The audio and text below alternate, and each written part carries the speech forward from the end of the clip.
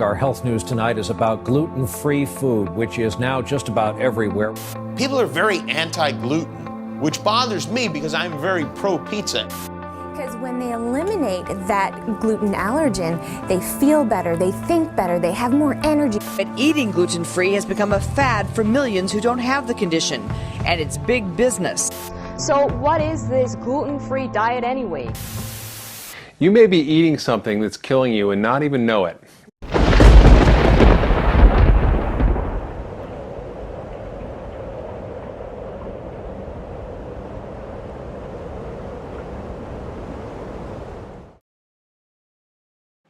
A recent article in the Huffington Post written by Dr. Mark Hyman highlighted the dark side of gluten.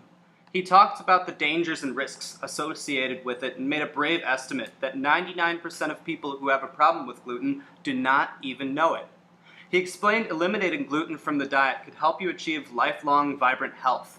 It seems that gluten is to blame, but should we worry? Is gluten the enemy of health? Welcome to Glutenology, a study on the facts and fiction of gluten and the gluten-free diet. Before we begin, let's start off with a question that you may have heard but never answered for yourself. Do you know what gluten is? It's something that comes from animals or something, yeah. It could be like from animals or from plants or something like that, I'm not sure. I know when my friend eats it, he poops really bad. I couldn't tell you. You couldn't tell me? Stuff in stuff. It's a protein found in wheat, I believe. Uh-huh. And I think that's it. You don't know what it is? Not really. No, okay. Wheat. Wheat. Or it's in wheat, protein in wheat or something like that. No, yeah, I've had this conversation. Our roommates actually, she goes like gluten-free, and it's just funny because no one knows what gluten even is. These responses aren't uncommon, but what is the truth? To answer this, we turn to our experts, Dr. Aaron Sousa, Dr. Hernando Lyons, and Dr. William Che. Gluten is actually a storage protein. It's a protein that's found in common grains that are a huge part of the Western diet. So wheat, barley, rye are the main grains that contain gluten. And gluten really is one of the main proteins that is contained in those grains. Gluten is made up of two separate protein classes, gliadin and glutenin.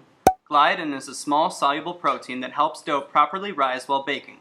Glutenin is an insoluble long-chain protein which gives bread its elasticity.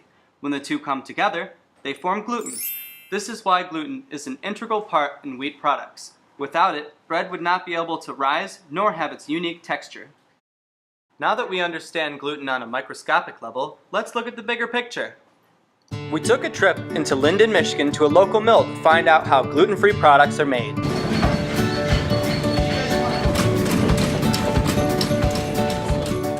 As it turns out, the majority of all gluten-free products are made in the exact same way as gluten products.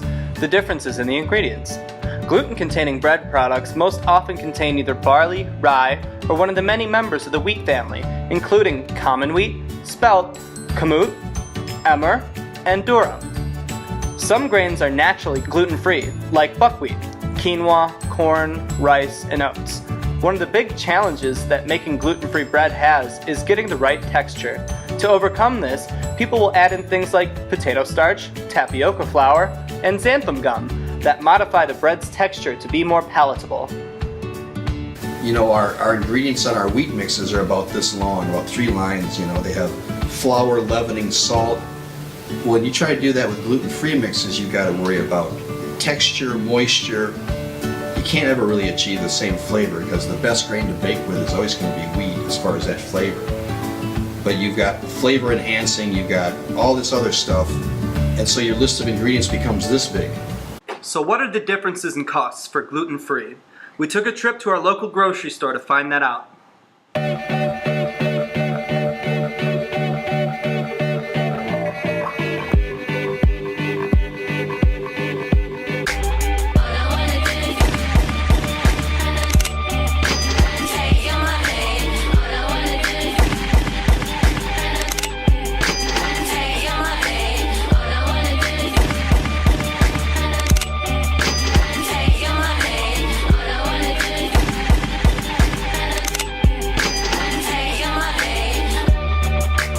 found that gluten-free products cost us in total 179% more compared to the gluten-containing products.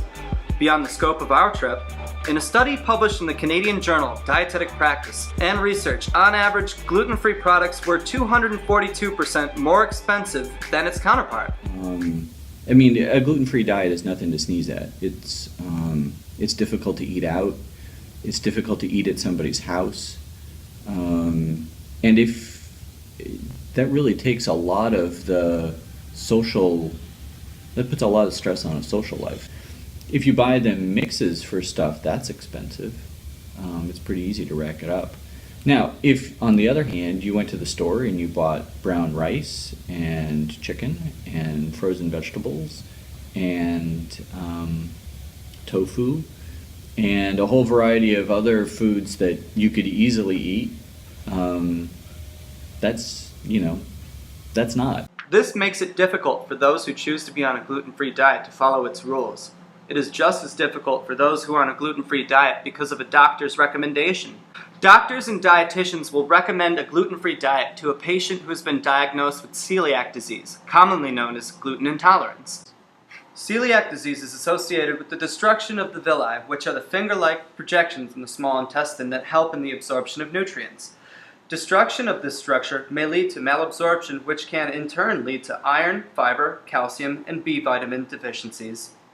However, there is another emerging class of patients who suffer from the symptoms of celiac disease, yet do not have the same underlying causes. This is known as non-celiac gluten sensitivity. To help us understand celiac disease and its relationship with non-celiac gluten sensitivity, we again refer to our experts. Yeah, celiac disease basically is an autoimmune disease that occurs in genetically predisposed individual where the gluten that they ingest leads to an immunological response that attack the intestine of the person. So celiac disease is a specific genetic disorder where individuals are sensitive to ingesting foods that contain gluten. Specifically, gliadin, which is a protein, storage protein in gluten, leads to an immune reaction in the GI tract that causes inflammation. And that inflammation in the GI tract can lead to a whole host of different gastrointestinal problems as well as non-gastrointestinal problems. Gluten sensitivity, non-celiac, is not an immunological disease. Different mechanisms. So it's an adverse reaction to the gluten. The symptoms are similar to celiac disease, and the body mounts a response, a stress response, I will say, non-immunological mediated. And the symptoms are similar to celiac disease, and the patient improve on a gluten-free diet. So now we know about the facts of gluten, celiac disease, and non-celiac gluten sensitivity. Let's go back to our original article. What do our experts think about the grim statistics it's presented? I suspect that there's some parts to that you might not want to take with gluten, but you might want to take with a large grain of salt. That being said, it is a really complicated disease. People get all kinds of symptoms that make no sense. They get leg pain and other things that you think wouldn't really fit, but then when they go off of gluten, they feel better. But to say that you're killing yourself with bread is a little strong. The key thing to remember is that while it's more common than we thought, it's not like everybody has celiac disease. So think about that. So 0.5 to 1%. It's more common than we thought, but it's still not that common. If the patient doesn't have celiac disease, I don't think that will be of too much health benefits. Although 50% of when we do an intervention, we feel better. Placebo effect, psychological effect, maybe they will get better. Further research done at Monash University in Australia has shown that the issue may be even more complex than initially thought. The study showed that there may be a different culprit for the cause of individuals' symptoms for their non-celiac gluten sensitivity. Instead of gluten being the cause, the evidence pointed towards FODMAPs. So FODMAP is an acronym that refers to fermentable oligo, di, monosaccharides, and polyols, which are basically short-chain, poorly absorbed carbohydrates that, because they're not absorbed in the intestine, get down to the colon where they're fermented by bacteria. One of the most common types of FODMAPs are fructans, which are common sugars found in wheat along with gluten.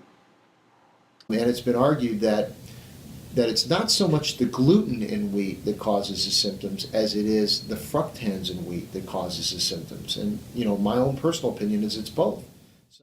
All of these pieces of the puzzle do not yet come together to say if going gluten-free is the best option or even a good option for all individuals.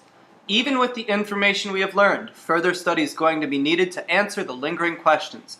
However, if you do believe that a gluten-free diet is for you, make sure to consult a doctor and a nutritionist to make sure that you understand your part in the study of glutenology.